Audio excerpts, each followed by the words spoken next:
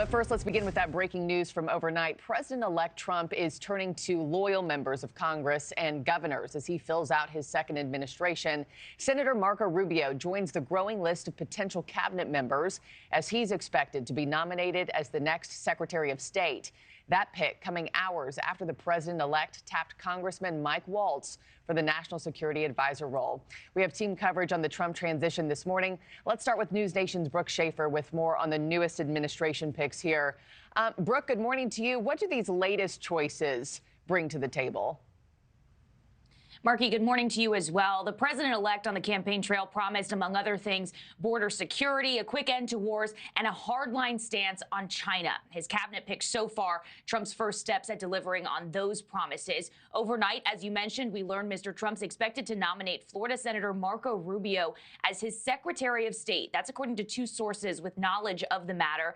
Rubio and Trump, you might remember, they were bitter rivals during the 2016 campaign, but Rubio has since become a loyal ally of Trump's, who's taken a hardline stance on China and its argued influence in the U.S. through things like TikTok. Rubio saying this at a hearing on the Hill earlier this year. The problem is the algorithm that powers it is controlled by a company in China that must do whatever the Chinese Communist Party tells them to do.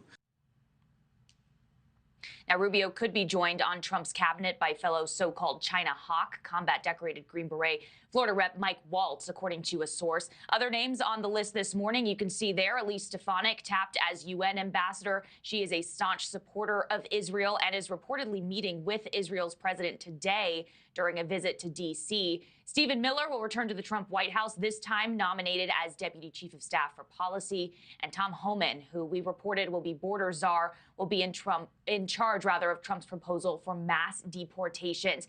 And this morning, Markie, there's also reporting that another Trump loyalist will oversee the border. CNN reporting that Trump has picked South Dakota Governor Kristi Noem to serve as Homeland Security Secretary. So a lot of moving parts behind the scenes on the Trump transition right now, as we also expect the president-elect to head to Washington tomorrow for a face-to-face meeting at the White House with President Biden.